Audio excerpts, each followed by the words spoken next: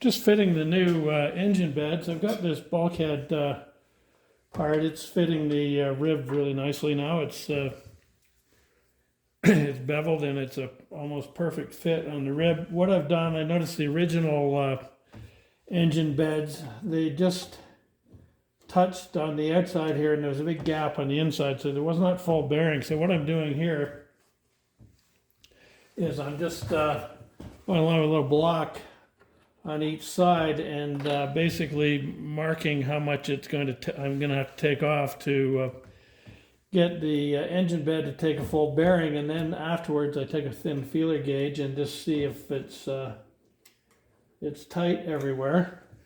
One thing I did notice about this too is there are screws that go up through the planking into the engine bed. I guess I will put those back. I'm not a big fan of the strength of those though, because what you have is a lot of force pulling against a tapered screw head that is going into a 3/8 of an inch thick plank, which is relatively soft wood. So I don't think that is really the real source of strength in this. I think the real source of strength is where the bulkhead is here, and there are long screws, or actually there were just nails driven into the end here. One of the other reasons I did not want to reuse the other engine bed, because those screws were just wobbled right out. I had thought about drilling them oversized and then epoxying in a dowel, but I'm going to just get a picture of those here. These are the ends of the original engine bed. You can see where the nails have just been driven in, and there's really not a way to even put a big screw in there. I had thought about, drilling them out to a 3/8 hole and then epoxying a long dowel in there, but then I got thinking, these things, I'm sure if I cut them in half, they would be totally black all the way through with oil impregnation, so it's not going to be that strong. These are the screws on the bottom where the screws went into the rib. And as I said before, down at the bottom here you can see where it's not really beveled to fit the rib. It's just relying on the edge here. I'm probably maybe getting a little too carried away, but I just know from experience that if you get a slightest bit of looseness in one of these, it'll start aggravating itself, and it's not going to be good. The other thing I had noticed here is my other argument against the component approach here is I'm looking at where these hanger bolts are in the engine bed. They aren't really, straight down the center, even though I have made spacer blocks here to get the width of the beds the same. The engine has to line up with the device, and the device isn't in yet. So when I put the device in, it's going to be pretty close, but it just has to be off a little bit, and then all of a sudden the engine is going to be in a different position. So the beauty of not drilling this is I've got the pattern with the 4 bolts in relation to one another. Is I think I'll put the engine in, line it up to the device, then mark where these bolts want to be. That way I can check that the U-joint is straight in the center of the device, which is important on a big U-joint like this boat has. So that's about where I am now. While I was going on about the alignment of the U-joint, here's another device I have from another boat here, but you can see where the U-joint has been rubbing against the side of the housing. So if the engine is off just a little bit, that's going to put the U-joint off towards the side. I don't know whether I can, and there's another notch there where the U-joint has been rubbing against the side of the housing. It shows up a lot quicker on an aluminum device, but that's what I'm trying to avoid. So that's why I'm doing what I'm doing with the engine bed. If I just put the old one back in and even had it close, chances are the alignment wouldn't be right.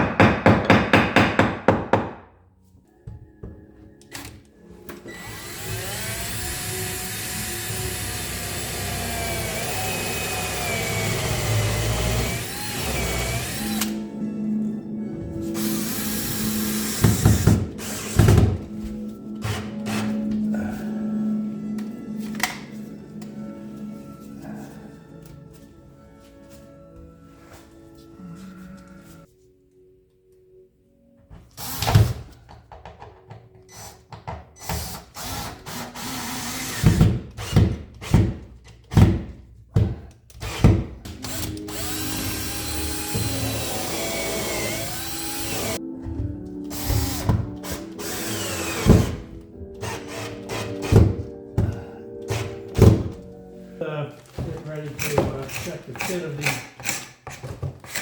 floor frames. These go just behind the device.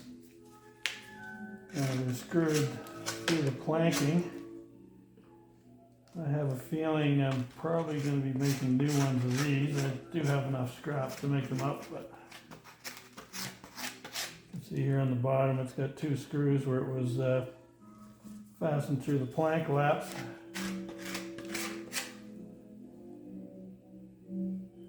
The other thing about these is originally they just put them in and then they nailed all the this little short floor.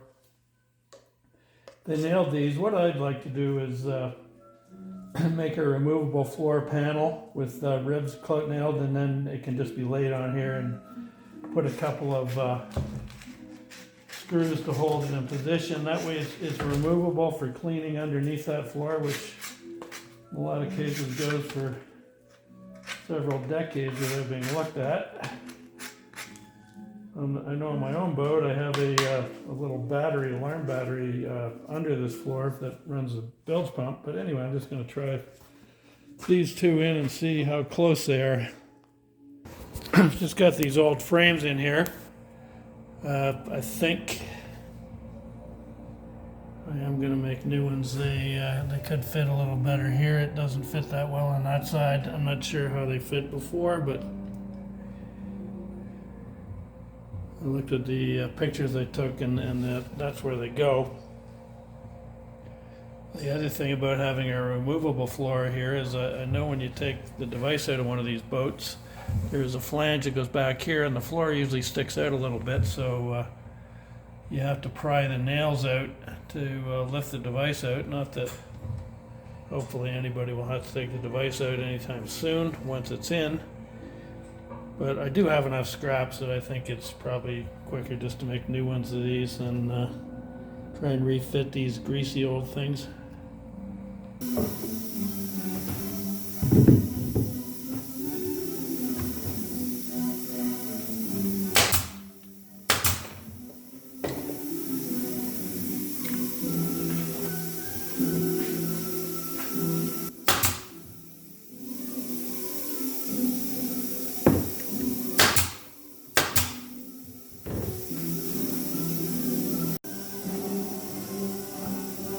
Make this so it fits a little more tightly on the planks than it did originally. Originally it just kind of touched at the laps.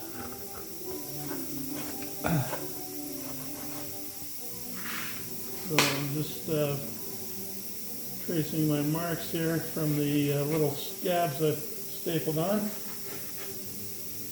And I'll rough it out and fit the bottom, and then figure out the top after I cut it out. It's a perfect scrap here. It's got not really big enough for anything else, so I think it'll be just big enough to make both of these floor frames.